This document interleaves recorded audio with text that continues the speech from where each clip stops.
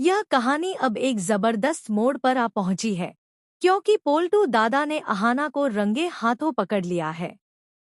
अहाना ने सपने में भी नहीं सोचा था कि उसकी यह बात इतनी जल्दी सबके सामने आ जाएगी। किस्मत ने जैसे उसका साथ ही छोड़ दिया था। हुआ यूं कि जब अहाना अपने गहने गिरवी रखकर पैसे ले रही थी और उन्हीं पैसों से कृष्ण जन्माष्टमी की तैयारी कर रही थी, तभी पीछे से पोल्टू दादा ने यह सब देख लिया। उसने तुरंत अहाना को रोककर साफ साफ कह दिया कि अब उसकी सच्चाई सामने आ चुकी है। उसने अहाना पर आरोप लगाया कि वह गहने गिरवी रखकर 500 रुपए ले आई और अब पूजा का सिर्फ दिखावा कर रही है। यह सुनकर अहाना के हाथ पांव कांपने लगते हैं। वह हाथ जोड़कर पोल्टू दादा से कहती है कि उसने यह सब किसी दिखावे के लिए नहीं किया, बल्कि इसलिए किया क्योंकि दुर्गा देवी का सपना था कि इस बार जन्माष्टमी धूमधाम से मनाई जाए, जिसमें दोनों भाई आएं और पूरा परिवार एक साथ खुश हो। लेकिन पोल्टू दादा तो पहले से ही अहाना से नफरत करता था। वह कहता है कि जब उसे मौका मिल रहा है कि अहाना की असलियत सबको दिखा दे, तो वह क्यों चुप रहे। अहाना रोते हुए विनती करती है कि पोल्टू दादा जो कहेंगे वह करेगी, बस यह बात घरवालों को न बताएं। मगर पोल्टू दादा के लिए यह बात छुपाना नामुमकिन होता है। आखिरकार वह पूरे परिवार के सामने यह राज खोल देता है कि अहाना ने अपने गहने गिरवी रखकर पैसे लिए ताकि पूजा करवा सके। यह सुनकर बड़ी बुआ, मोंटू दादा और बाकी सभी चौंक जाते हैं और अहाना पर तरह तरह के ताने कसने लगते हैं। कोई कहता है कि उसने घर की इज्जत मिट्टी में मिला दी, तो कोई उसकी नीयत और नाटक पर सवाल उठाता है। लेकिन इसी बीच सबसे बड़ा ट्विस्ट तब आता है जब दुर्गा देवी आगे बढ़कर सबके सामने कहती हैं कि हाँ, अहाना ने गहने गिरवी रखे हैं, लेकिन उसने यह सब उनके लिए किया है।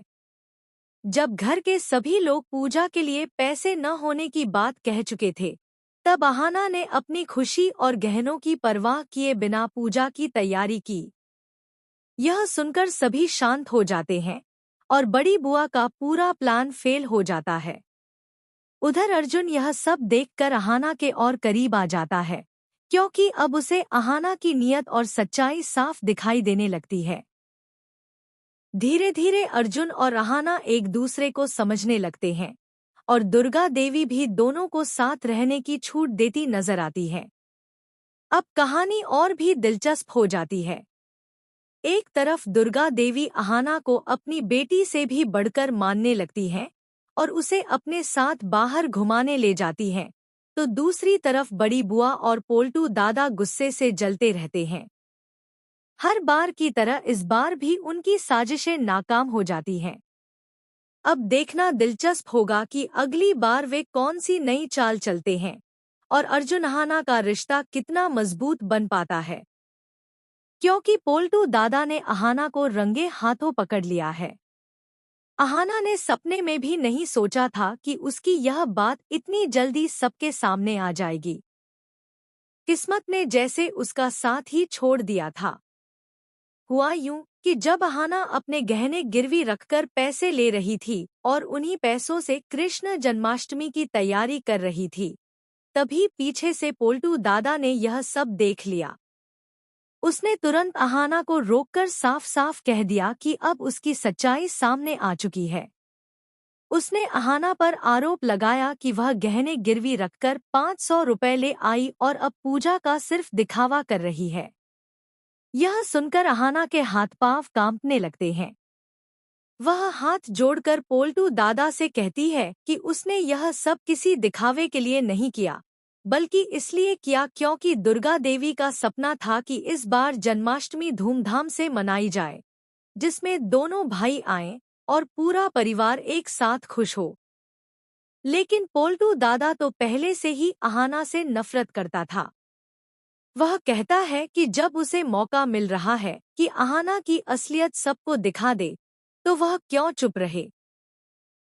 अहाना रोते हुए विनती करती है कि पोल्टू दादा जो कहेंगे वह करेगी, बस यह बात घरवालों को न बताएं। मगर पोल्टू दादा के लिए यह बात छुपाना नामुमकिन होता है। आखिरकार वह पूरे परिवार के सामने यह राज खोल देता है कि अहाना ने अपने गहने गिरवी रखकर पैसे लिए ताकि पूजा करवा सके। यह सुनकर बड़ी बुआ, मोंटू दादा और बाकी सभी चौंक जाते हैं और अहाना पर तरह तरह के ताने कसने लगते हैं। कोई कहता है कि उसने घर की इज्जत मिट्टी में मिला दी, तो कोई उसकी नीयत और नाटक पर सवाल उठाता है। लेकिन इसी बीच सबसे बड़ा ट्विस्ट तब आता है जब दुर्गा देवी आगे बढ़कर सबके सामने कहती हैं कि हाँ, अहाना ने गहने गिरवी रखे हैं, लेकिन उसने यह सब उनके लिए किया है।